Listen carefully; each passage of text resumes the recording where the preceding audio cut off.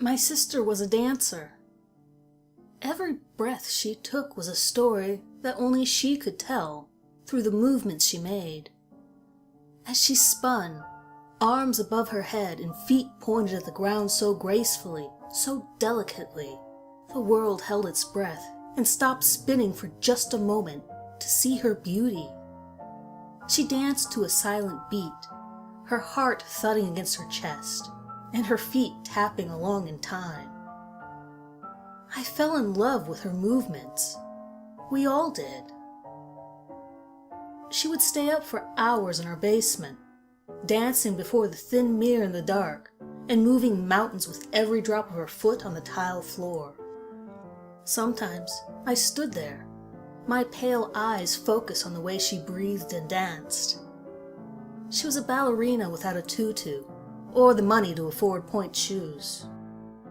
Her feet bled in that basement, from the slippers she had attempted to fashion.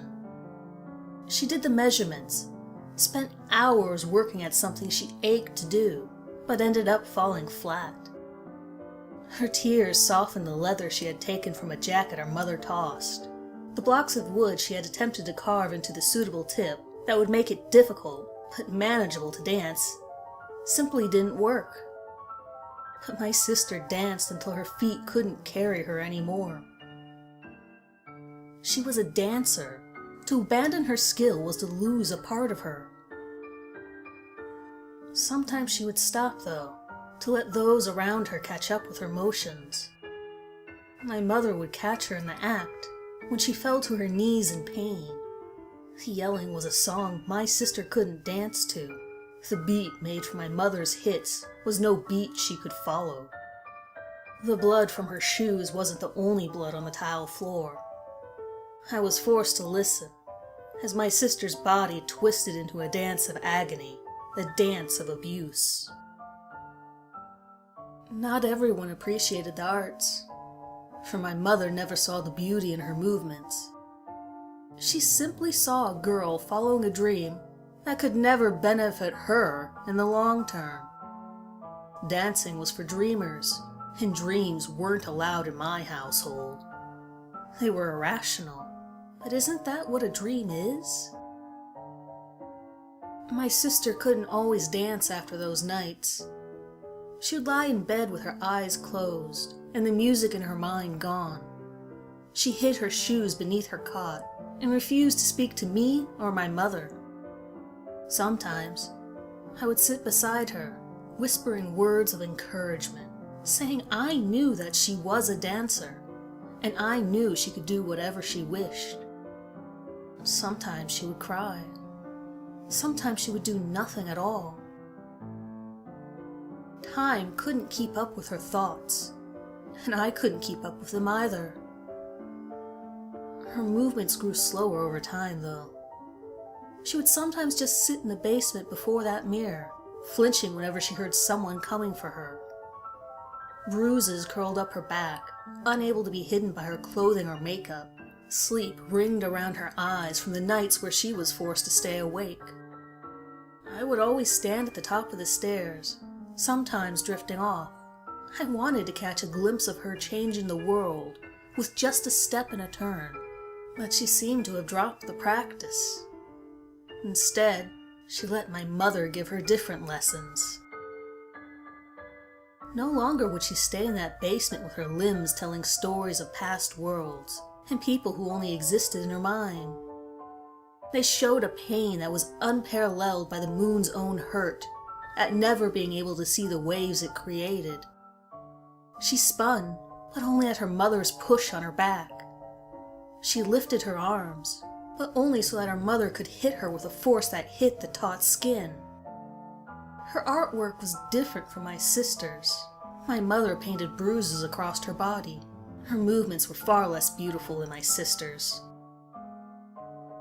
Soon, she stopped coming up to our room and just stared at that mirror through the night. She stared at herself like a painting in an art gallery. Her eyes showed pain that had once been released through dance, but now welled up in her and was just forced back down, so that our mother couldn't hit her because she was weak. My sister was a dancer, and I can promise you that dancers are far from weak. But then she picked up the practice again.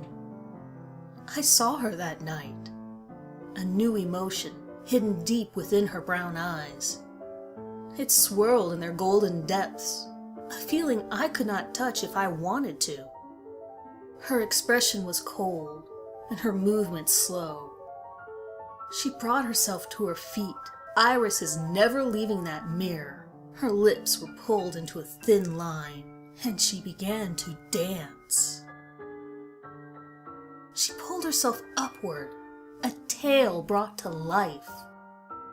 I never saw so much passion in her movements. The stars watched from above, captivated by the light that radiated from my sister, and the moon peeked into the basement to catch a glimpse of the show. She reached for the sky, hand wrapping around the clouds and bringing them down to earth to be lighter than air. Not even gravity could make her come down. Then the spinning began. It was slow and captivating. She turned, practically a puppet being pulled around by strings. It was an out-of-body experience for her, I'm sure.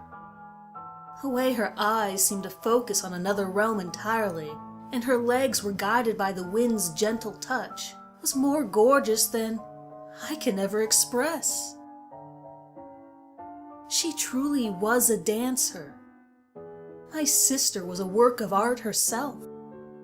I believed I could hear her heart drumming in her chest, the way she swayed to the beat, feet bare, for she no longer had much use for the shoes, captivated my young heart.